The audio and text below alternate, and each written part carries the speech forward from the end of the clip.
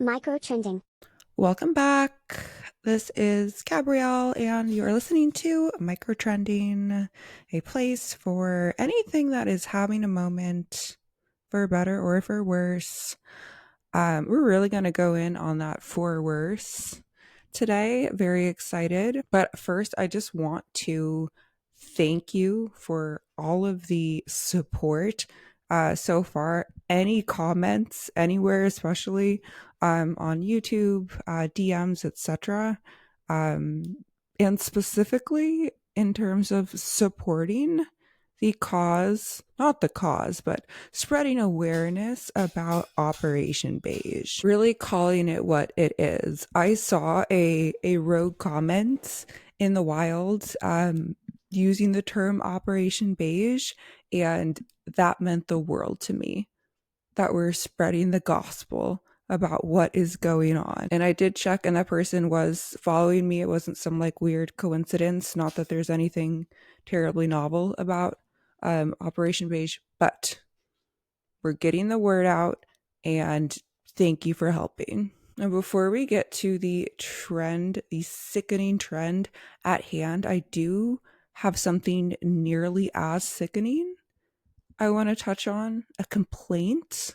I have a lot of them, but this one is kind of branching off from Operation Beige, and it is specifically a gripe about coffee shops. I would rather have my coffee bean and tea leaf, my Shayla, than three new identical beige cafes all serving $8 matcha, identical interiors, nearly identical, bland, prohibitively expensive food menus. And again, I hate to be supporting the larger corporation here. It's always been coffee bean and tea leaf over Starbucks, by the way. Even before the ongoing boycott, we were always team purple straw, but I just simply can't blindly support some of these new businesses when you can see that they don't have love in their heart. They have a beige abyss where a heart should be. They're like the Grinch to me. And I would gladly support a local business if they were committed to not sucking, to being affordable, and to caring about the community besides the service of being a place to grab coffee and matcha. So if you are in LA, I implore you to check out Cafe Rousseau. They do have multiple locations. The drinks are fantastic. They're Black owned. They at least used to have open mics, like variety open mics for the community. I don't know if that's still happening or not. I haven't checked. They're actually doing something. Um, and again, delicious food, delicious drinks. They are an exception, and they are decidedly unbeige. So support Cafe Rousseau, but the majority of these new places are not like that. They all look like sandstone blocks. They all have a signature drink, which is like $10, and it might be delicious, but the vibe is truly just copy paste. And the worst offense to me, the worst offense of all, is that they never have more. This is my real complaint, is that they never have more than one size option for iced beverages. Listen, if you own a coffee shop and you only have one size option and you see me walking in, tell me to turn around. Save me the embarrassment of asking, and then the look of shame I will inevitably have on my face for feeling so gluttonous to want a larger size. I view my daily cold brew an essential part of my outfit. It is a necessary accessory, and a medium-sized cup is so ugly. It's literally mid, and it's really just, to me, it signifies giving up. Don't let me do that. Microtrending. If you are watching this on any platform, I promise you, I unfortunately am not high. If my eyes look red at all, and I have absolutely debilitating allergies, and I did quite soberly pick out this Kendall Roy t-shirt. So this is just me. Anyway, speaking of giving up, today's topic is AI slop and AI trends that have been popping up like whack-a-mole for who knows however many years. And I hate to call them trends, and I'll explain my thought process on that later. But the larger macro trend of generative AI slop, is something that I could filibuster about. It's something that I could go on and on about. So to save you from that, I'm going to make this as succinct as I can make it by covering the four horsemen of the AI apocalypse, and then go over some of the answers to the question that I asked on Instagram stories, which was, what is the worst AI trend that you've seen? And there are so many, a lot of similar answers, but a lot of ones that I honestly forgot about, which is probably me just like blacking out the horrors that they were. But let's go over first the four horsemen of the AI apocalypse. Let's really get to know them. Now, these aren't individuals, but they are four archetypes, which is actually pretty generous. They're four categories of users that are perpetuating the problem. And we'll talk about examples of the problem in just a second here. But these are people who are keeping the nightmare of generative AI alive. Now, I'm not going to get too like nerdy or in the weeds with this about generative AI, but let's just think about AI art, AI images, and the trends that come along with that as we're going through this. The four horsemen. Now, the first horseman is those closest to the source. These are the patient zero, the people really sipping at the teat of evil. And these are people that are actually working in tech, people aspiring to work in tech, and tech fanboys. The Elon Dick Riders. This is their category. These people are in it for the innovation of it all, which we know is bullshit, which it's bullshit that they might believe, but we can, generally see through it. But they're the ones who need to be on the front lines of our great robotic frontier. And that trumps everything for some reason. And let me be clear, these are incels by and large that make up this category. Don't let their avatars, their profile pictures fool you. They look super hot and cool. These are incels. And some of them are even admitting on Twitter that they would gladly procreate with robots when the time comes. They're not hiding it anymore. A while ago, I was driving and I saw somebody that was on a freeway off ramp starting to turn, and I noticed that in the passenger seat of his sedan was a red-headed one of those real dolls, the humanoid sex toys.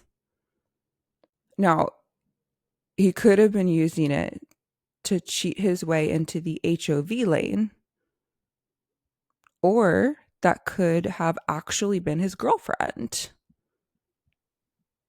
Either way, that guy has a blue check and is the type of person that is sharing his gorgeous, gorgeous AI art on Twitter and other platforms right now. That is the archetype. That is the first horseman of the AI apocalypse. The second horseman is those who are a degree removed from tech, but are still in bed with tech. And this includes people making decisions on a marketing level. This is more likely you might not see these folks like much like publicly unless you're on LinkedIn, in which case it is a fucking living hell watching them talk about this stuff. But you're more often seeing the results of their decision making in ads and otherwise. But this is basically taking the technology that the first horsemen category is making possible, and using it to cut costs, obviously, cut jobs because they're being replaced, and normalizing slop. This is where like the real like normalization is starting, because we can see the incels posting stuff on Twitter and elsewhere and be like, that's so lame and sad for them. But we can see that for what it is. But once this slop content starts kind of becoming like put on a pedestal, and brands are starting to kind of like make excuses for using it, that's that becomes more nefarious. But the grossest part of all of this to me is that it really appears to be just dick measuring. Like, it's hard to even know like what the end goal is, besides like being first and like pulling some stupid marketing stunt. um Brands and agencies are basically trying to like out innovate each other, like that hideous and horrific Coca-Cola Christmas commercial that was AI generated last year. And then more recently, and you've probably seen this, but H&M is in the news for basically publicizing their plan to use AI models in campaigns. And they're trying to find a way around it because they're using real models, and then they're basically using their likeness to generate new campaigns and new images. And I don't know what the payment situation is there. Um, but let me be on the record as saying I wholly do not support. Um, I have heard the argument that maybe this is the new wave. Like, I've seen people defending this even before this H&M situation. That these might just be like digital mannequins. Who cares? Mannequins are in stores. Why does it matter?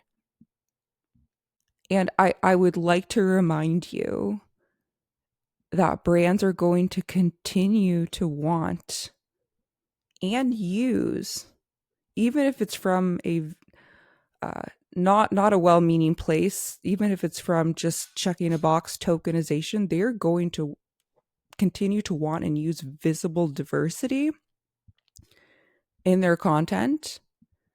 But now, conveniently, they don't have to pay humans to make that happen. And this includes talent, obviously, models, actors. But as with any production, let's think beyond, like, it's not just the people on the screen. It's everyone involved in production. Those people have names and livelihoods. Um, Hair and makeup.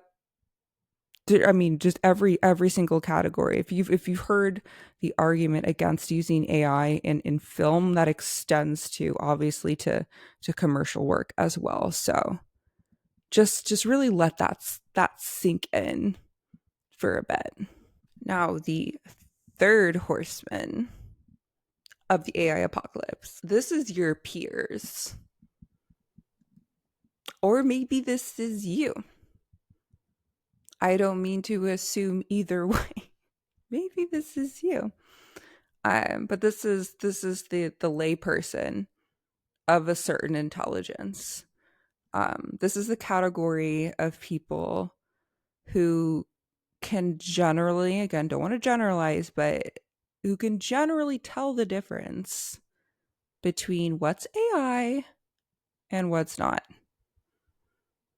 But I would argue, even if that's the case, that this is probably the second most dangerous group in terms of normalization, um, because they can understand an argument against AI. They might see where you're coming from, but they simply do not care, because that is not going to override the 5 minutes of pleasure and validation they get from posting their shitty slop art to their Instagram story or to TikTok or to their dating profile. That's always fun to see. But yeah, they simply don't care.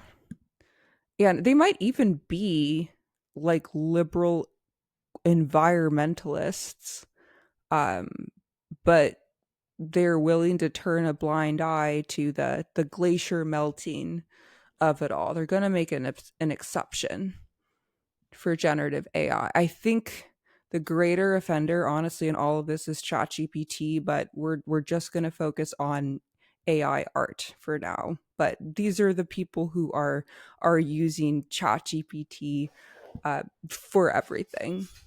These are also the trend driven people on your feed. These are the ones that are first in line to try out the Studio Ghibli abomination, um, or a few years ago that like, please yassify me as a hot 90s yearbook teen trend. If you remember that, there was like an 80s one, a 90s one. They all look like shit. And what's so funny about these, and this is just like such predictable internet behavior, um, but they're usually sharing it with like captions or just like asides like, well, I guess we're doing this now, or don't hate me, I just had to try. Does this even look like me? No, girl. Scientifically, statistically, using AI does make you uglier from every angle. You heard it here first.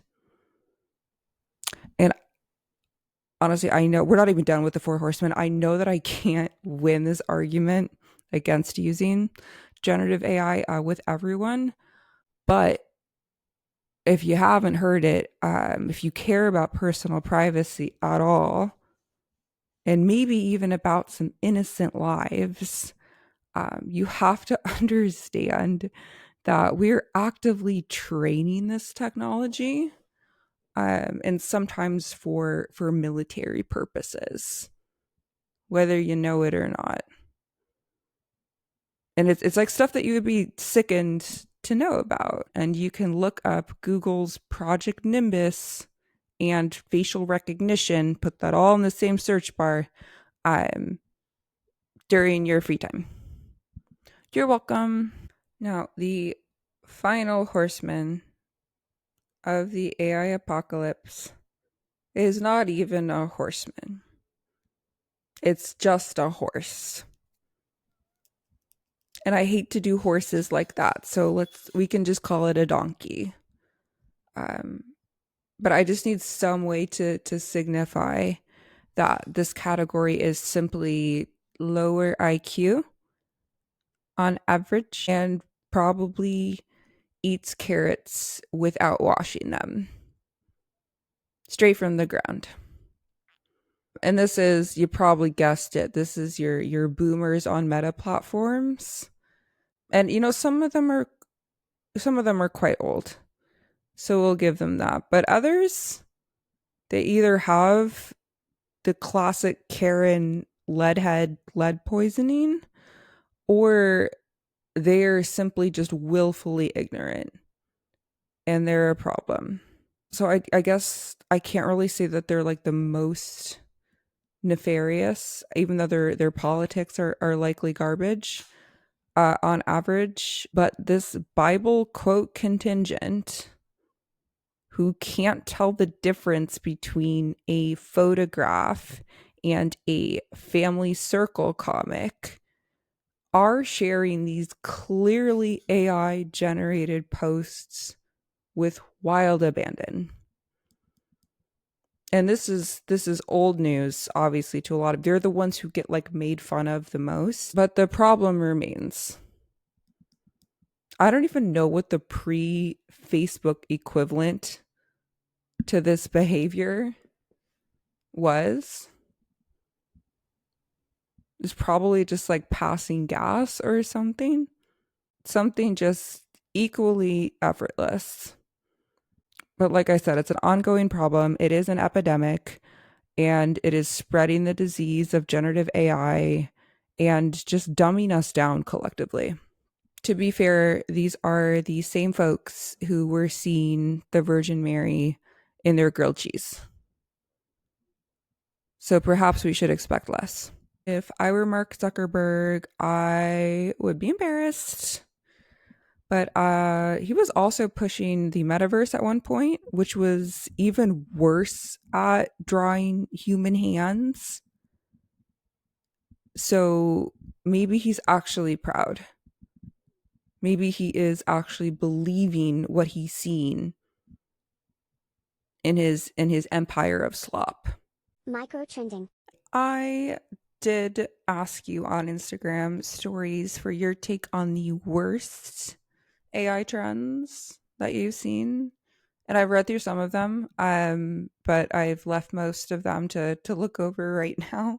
So I'm going to share a handful of them with some real time reactions. I probably agree with all of them, but I use the word trend specifically here because I think, well, first of all, microtrending. Second of all, I feel like the word trend is being weaponized in this case.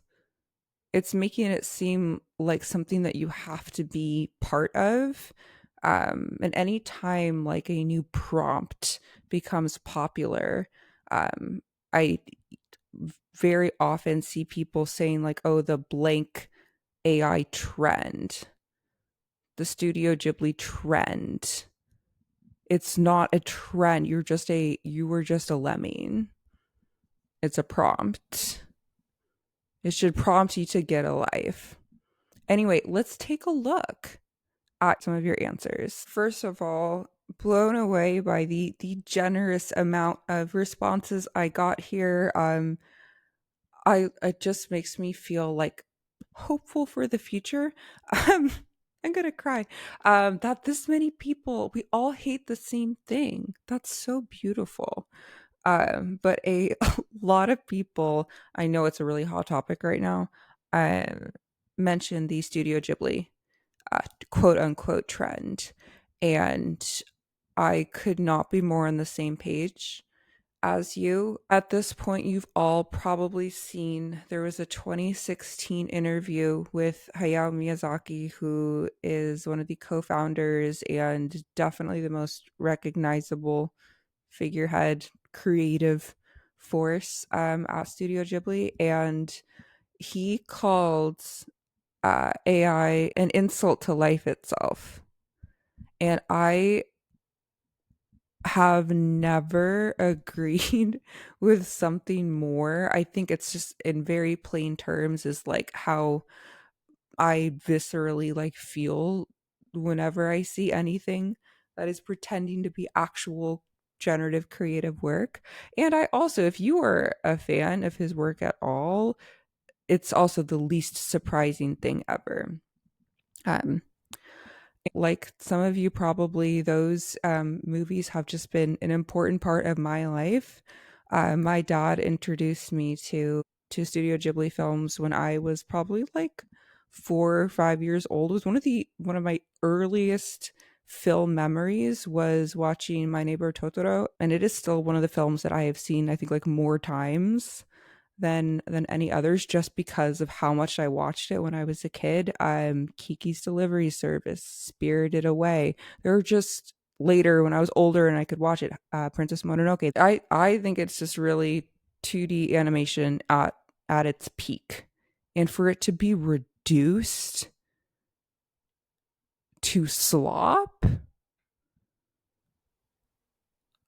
I feel like I don't even need to bring up the White House's use of this prompt to show somebody getting detained by ICE. And I say I hesitate, or I feel like I don't need to bring it up because I think it's just so gut-wrenchingly disgusting, um, and offensive that I don't even want to remind you that it happened, but it did. And if I were thinking about using this prompt and I saw that that happened, that's the one that's like making the rounds, I would take a step back from the computer, because that's what you're enabling. That is the trend that you're hopping on. It's soulless and it should have never happened. It enrages me to my core. And let's continue to get angry here. The Office characters as babies. I'm glad I didn't see too much of this one. This is giving me really very loud BuzzFeed energy. I don't know if this was shared on BuzzFeed or via BuzzFeed or not. Um, but this is something that like a 45-year-old might DM you as like as a way to flirt with you by misreading the connection. It's disgusting. I don't need to see the Office characters as babies. What next? Kids being encouraged to use AI for writing and essays by teachers. If this is happening as a former teacher and as a writer, I want to have a serious sit down with these teachers, because you, sir or madam or whoever, are not setting up the future generation to succeed. When I was teaching fifth graders, I was very commonly on Google Docs, like reviewing their work. And I don't know why this like didn't occur to me before I got in the classroom, but these students are not learning how to spell because they are just clicking accept when something is spelled wrong with spell check. Accept, accept, accept. They're not actually thinking critically and learning at all. So if you're a teacher right now and you're fine with having students just rely on ChatGPT for essays, I believe that you should have your credential revoked, because you are absolutely part of the problem. Thank you and you're welcome. Large companies and corporations using AI in ads when they have the money to pay creatives. I can't honestly answer this publicly in the way that I would like to, but just know that I resonate with this on a personal level, and it's disgusting to me, um, because I'm seeing it happen in real time, and this might be you too, where they think that they can replace original strategic creative thinking with some lines of ChatGPT prompting. And maybe this is all just like a really shitty experiment that's going to just like prove itself to be just that in a few years. But it is literally destroying the livelihoods of a lot of people who, and again, I can only speak for myself and some people I know, are not really cut out for a lot of other type of work. Um, this is what we're like here to uniquely help you with. This is how our brains work creatively. There's a lot going on and going wrong up there, and you're not going to get that uh, from a robot. I'm so sorry. Good luck to these agencies. We don't need to go back to the Mad Men days, but we certainly don't need to go full iRobot either. Another one that just this touches my heart here. LinkedIn lizard people fawning over it openly. As if you remember, this is the second horseman, the horse people of the AI apocalypse. These are the people who are just normalizing it and enabling it at a corporate level, and we don't need any more of that. What else? YouTube video unrealistic thumbnails. I'm seeing more of this. This is a growing problem because clickbait's always going to be clickbait, but now it's just like even shittier, unrealistic clickbait. Voiceovers and ads that are obviously straight from Uncanny Valley. If I hear the like AI generated voiceover as I'm scrolling, I'm going to continue scrolling. It's so annoying. It's nails on a chalkboard. All the I forgot about this one. All the Disney princess mob wife bullshit. Oh my god. So this is like an intersection of disgusting AI trend with questionable aesthetic other trend going on.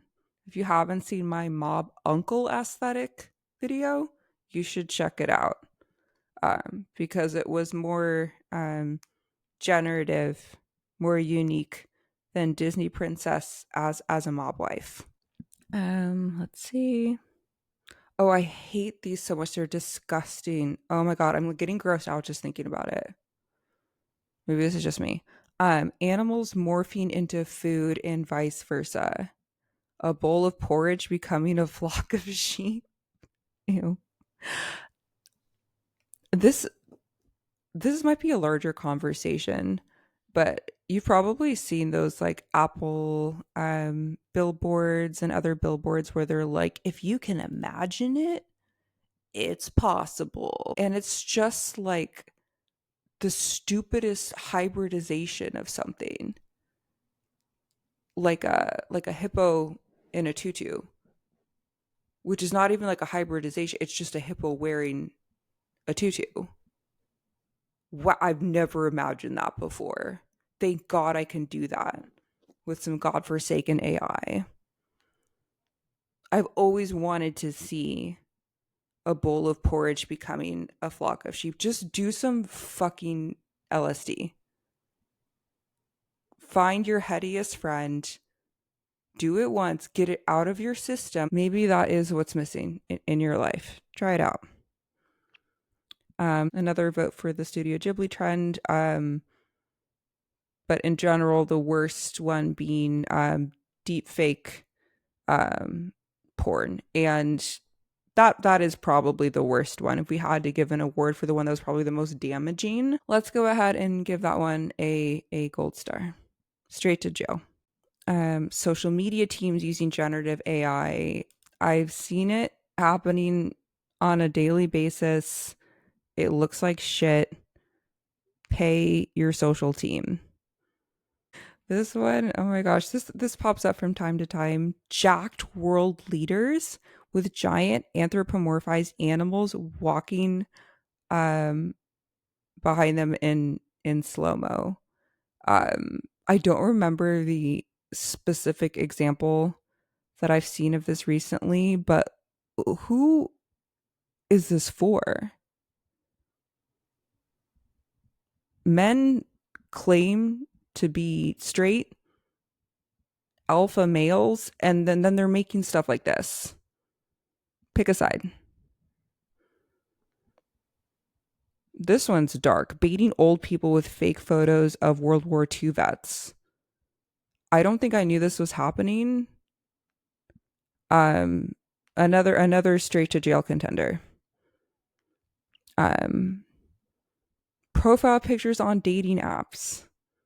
I have so many like immediate no's on dating apps, which are very personal to me. No cops, no pilots, no one posting about going to Burning Man. But I feel like the most immediate one is the AI photo, especially if you know that they think that it looks good, which is usually the case, or else like, I mean, where it's clearly like not posted as a joke, you know? So sad.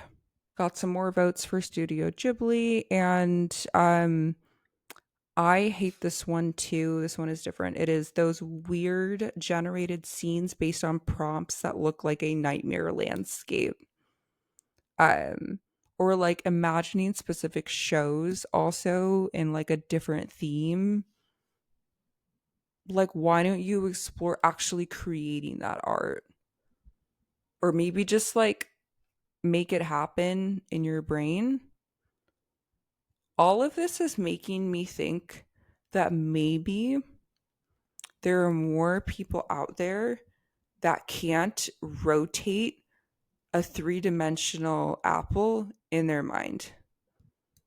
I don't know what the scientific term for that is, but you know the like thing where like people can either like picture something in their brain and have it be either like two-dimensional or three-dimensional or three-dimensional, and you can like really see it and like picture picking it up and like turning it around. And then there's like on the opposite end of the spectrum, there are people who like just see it like a void. They just see black, they see nothing. Is that just everyone? Is that why we need generative AI? Because that, like, if there's a medical reason, it still doesn't make it okay. But I would like to know. Microtrending. And that's all I got. If I rambled any more about AI, which I could, I would be getting just too heated before needing to go to bed here. So we're going to just leave it there. But thank you so much for all of your answers. I had forgotten about some of those abominations. I am so on the same page as you. And in terms of solving the generative AI nightmare, I don't really know where to go from here. But I would just let's just not encourage that behavior. And I know I've done this before. If you see a brand very clearly using it, Revolve did this recently. It looks terrible using just an AI generated model and clothing. Call them out in the comments. This is the sort of behavior that needs to be shamed. And we have the power to do that. Anyway, thank you for listening. As always, you can drop a microtrend topic into my inbox. It is saltlacroix at gmail.com. You can also DM me. And yeah, look out for the 4 horsemen of the AI apocalypse. And I will see you next week. Microtrending.